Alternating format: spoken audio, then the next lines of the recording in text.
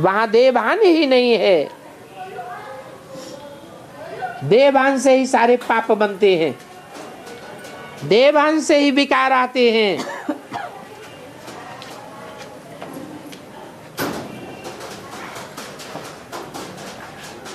तुम्हारा भी कोई विकर्म नहीं बनेगा,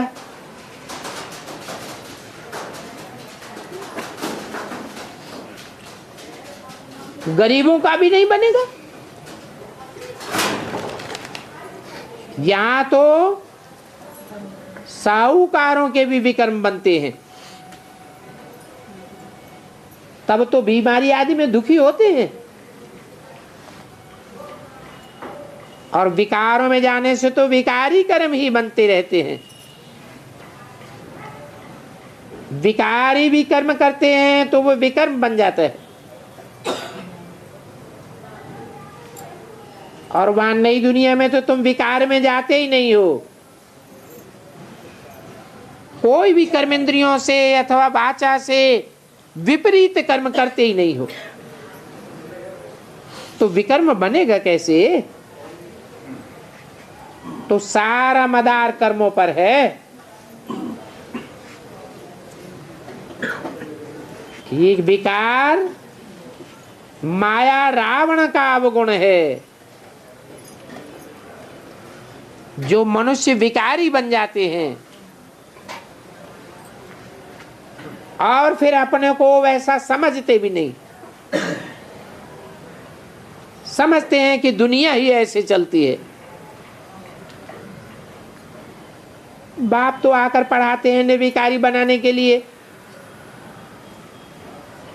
बाप तुमको भी निर्विकारी बनाते हैं और दुनिया भी निर्विकारी बन जाती है। माया फिर विकारी बनाई देती है और दुनिया भी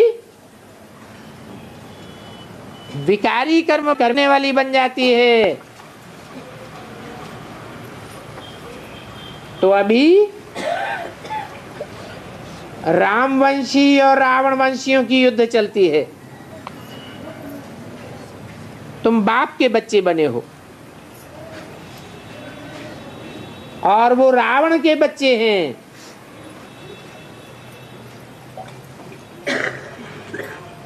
कितने अच्छे अच्छे बच्चे माया से हार खा लेते हैं।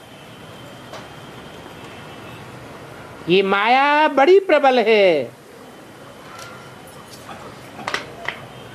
उन बच्चों का बाप नाम नहीं सुनाते हैं। क्यों नहीं सुनाते हैं? क्योंकि फिर भी बाप की बच्चों में उम्मीद रहती है।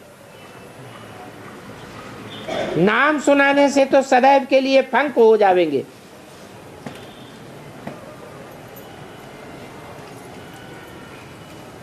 अधम ते अधम का भी उद्धार करना होता है और बाप को तो सारे विश्व का उद्धार करना होता है। बहुत गिरते हैं, गिरते गिरते एकदम चट खाते में चले जाते हैं। अच्छे अच्छे सेंटर्स के हेड होकर रहते हुए भी अधम ते अधम गति में चले जाते हैं। ऐसों का भी बाप को उद्धार करना पड़ता है। और अधम तो सभी हैं, क्योंकि रावण के राज्य में हैं, परंतु बाप बचाते हैं, फिर गिरते हैं। बाप की मेहनत बर्बाद कर देते हैं तो फिर अधम ते अधम बनते जाते। उनका फिर चढ़ना नहीं होता है, क्योंकि वो अधम पिना अधम पना फिर अंदर खाता रहेगा। जैसे तुम कहते हो अंतकाल जो स्त्री सुमिरे, तो उनकी बुद्धि में भी वो अधमपना ही याद आता रहेगा। तो बाप बैठ बच्चों को समझाते हैं और कल्प कल्प तुम ही सुनते हो। कि सृष्टि का चक्र कैसे फिरता है। जानवर तो नहीं सुनेंगे, मनुष्य ही सुनते हैं और मनुष्य ही समझते हैं। जानवरों के लिए तो नहीं कहेंगे। तो मनुष्य ही हैं। इन लक्ष्मी नारायण को भी नाक कान आदि सब वही है जो देवताओं को होते हैं, क्योंकि ये मनुष्य है ना।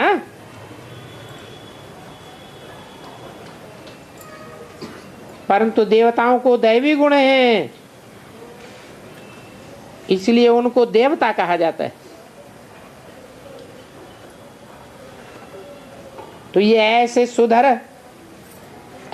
सुधरे हुए देवता कैसे बनते हैं और फिर कैसे गिरते हैं, ये चक्र तुमको मालूम पड़ गया। जो विचार सागर मंथन करते रहेंगे उनको इन बातों की धारणा होती रहेगी। विचार सागर मंथन नहीं करते हैं, अपने ही धंधे धोरी में बुद्धि अड़ी रहती है तो बुद्धू बन जाते हैं।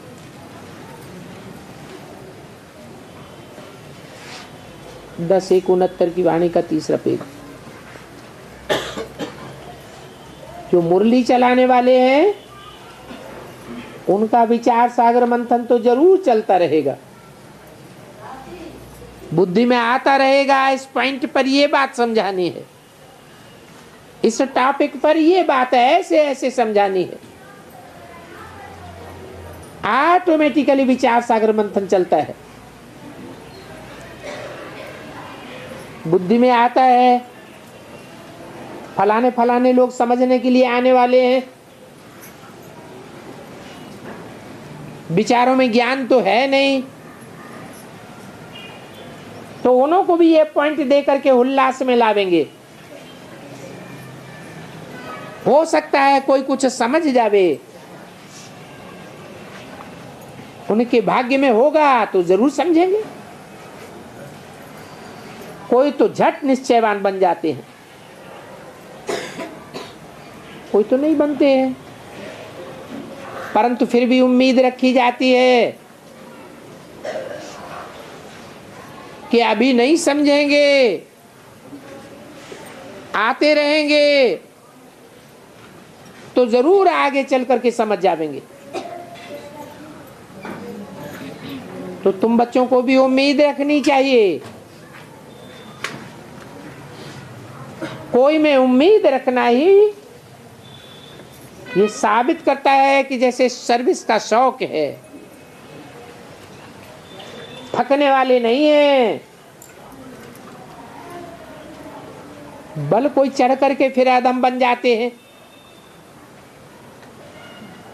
फिर भी आते हैं तो जरूर उनको विजिट रूम में बिठावेंगे।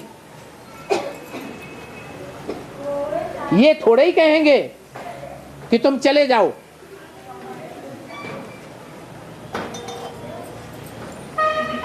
जरूर पूछेंगे, आप इतने दिन नहीं आए, कहेंगे माया से हरा ही लिया था। तो ऐसे ढेर आते हैं, समझते हैं ज्ञान बहुत अच्छा था परंतु हमने माया से हरा ही लिया। क्योंकि बुद्धि में हार खाने की स्मृति तो रहती है ना। भक्ति में तो हारने और जीत पाने की बात ही नहीं होती है। तो बच्चों को ये नॉलेज धारण करनी है। इनका नाम कुछ रख नहीं सकते हैं, परंतु धर्म की बातें हैं, धारणा की बातें हैं, ज्ञान भी धारण किया जाता है ना। इसलिए गीता पुस्तक नाम रखा हुआ है, जो सर्वशास्त्रों में शिरोमणि है।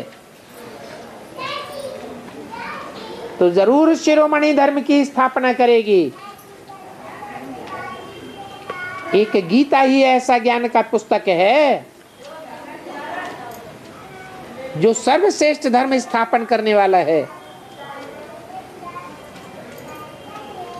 परंतु वो पुस्तक भी झूठी होने के कारण भक्ति की लाइन में आ गई। वास्तव में तो ये गीता शास्त्र की भी दरकार नहीं है। ये कोई जड़ शास्त्र की बात नहीं है। शास्त्र कहा ही जाता है शासन करने का विधान।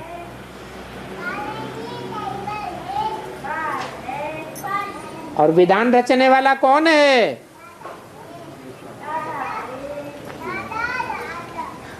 कहा जाता है विधाता। तो तुम सब बच्चे विधाता बाप के बच्चे हो, विधान रचने वाले हो।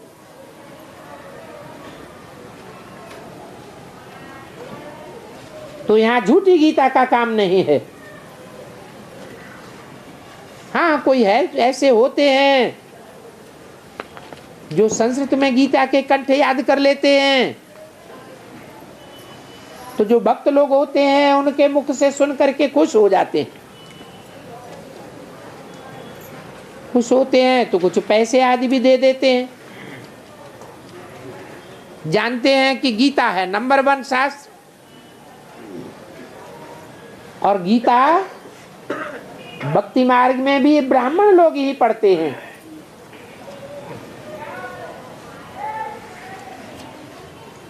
वो तो अपने को ब्राह्मण कहते हैं कि हम ब्राह्मण हैं, ब्रह्मा की संतान हैं। परंतु उनसे पूछो तुम्हारा ब्रह्मा कहाँ है, तो क्या कहेंगे? ब्रह्मा सूक्ष्म वतन में। उनकी तो सारी झूठी बातें हैं। तुम तो सच्चे सच्चे ब्राह्मण हो, तुम्हारा सच्ची गीता पर हक है। और गीता ज्ञान सीखते भी ब्राह्मण हैं, क्योंकि देवता कब बनेंगे? क्या शर्त है? पहले ब्राह्मण बनना पड़े। जब तक प्रैक्टिकली ब्रह्मा की औलाद नहीं बने हैं, पक्का निश्चय बुद्धि नहीं बने हैं, तब तक देवता नहीं कहे जा सकते। और ब्रह्मा नाम तो दिया ही तब जाता है जब भगवान बाप प्रवेश करते हैं। इन क्रिश्चियंस में, पारसियों में, मुसलमान आदि में ब्राह्मण थोड़े ही होते हैं। ये तो ब्राह्मण ब्रह्मा के बच्चे ही पढ़ते हैं। इन सभी बातों को तुम बच्चे अभी समझते हो।